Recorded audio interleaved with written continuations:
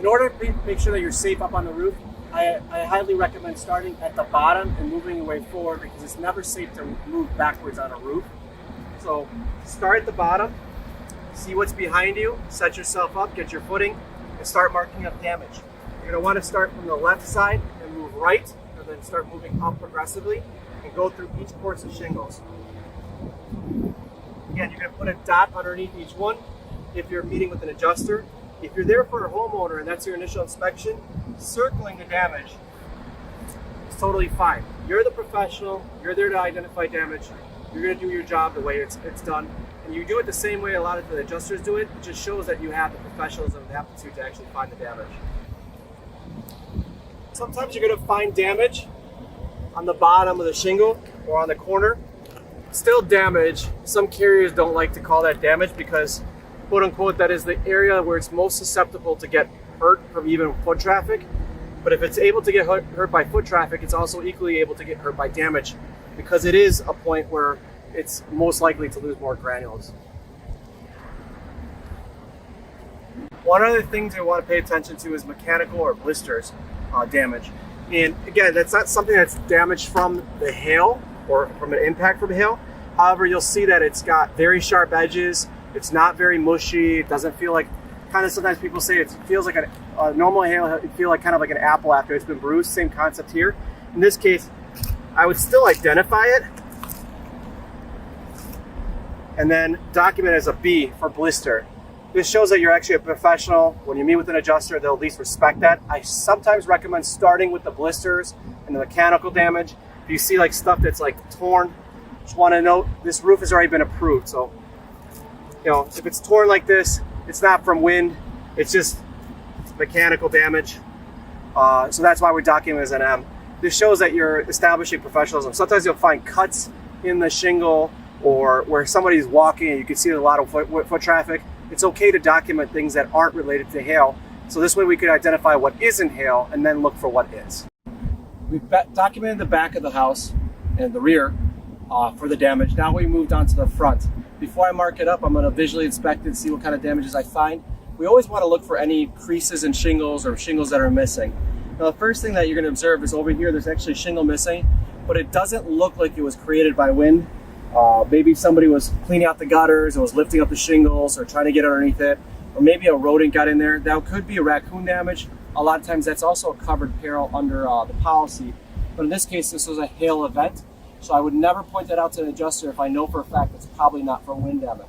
If you move over a couple feet, the shingle here actually has a crease in it on the side. When you find it, you just put a chalk mark right underneath like that, showing that that one's damaged. So from farther away, you can identify it right away. And we're going to keep moving further down the roof. Again, always working forward, never backward. And the shingle, there's two shingles. The one on the far edge is actually damaged by wind for sure. The one that is below, to the left of it, or in your case from that perspective, to the right of it, is probably not wind damage, or maybe it is, but it's not your typical thing that you would find on a roof. So I would identify that shingle. Again, you can see that it's been damaged. Take a picture of it, document it. We've now found two wind damaged shingles on the front elevation. We will do the W front for front, then W equals 2 for wind.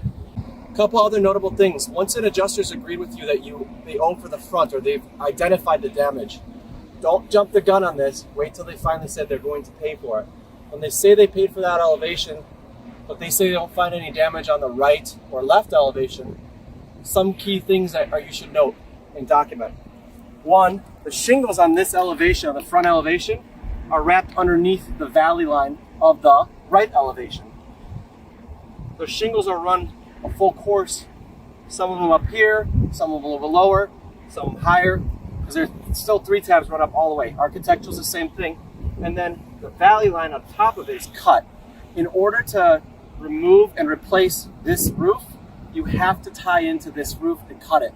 If this roof is brittle, you have now exposed another side, another elevation that's damaged. It's going to get damaged during the reinstallation process.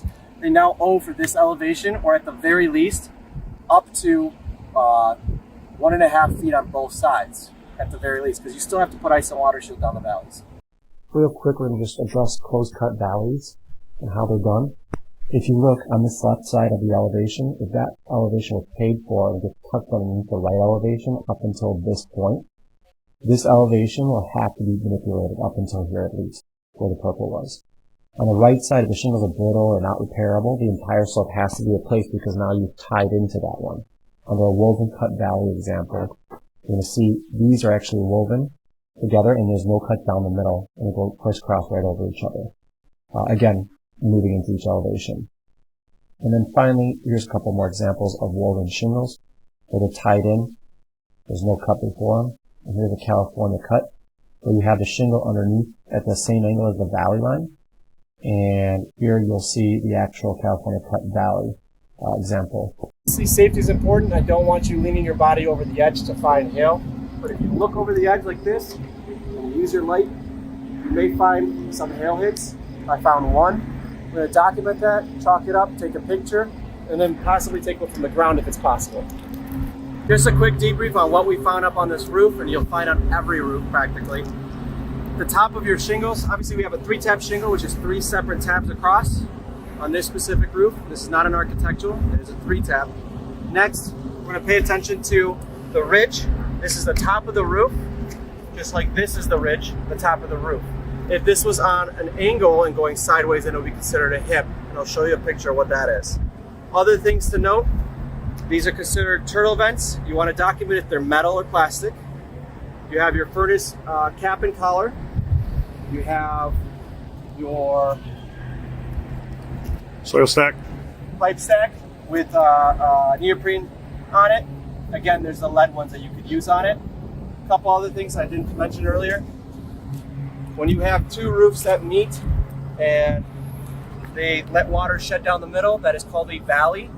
Sometimes you'll find valleys that have shingles, other times you'll find valleys that have metal. You're supposed to, in this area, have ice and water shield down all the valleys and the eaves of the roof. So there's 2 things to know, what the rakes and eaves are. An eave is the bottom of the roof. Anywhere a gutter is or could be is considered an eave. Anywhere that gutters cannot be, and it's like a gable end, they call those rakes. So you have a rake right here, a rake on the front of the house, a rake on the side of the house, a lot of rakes on this house.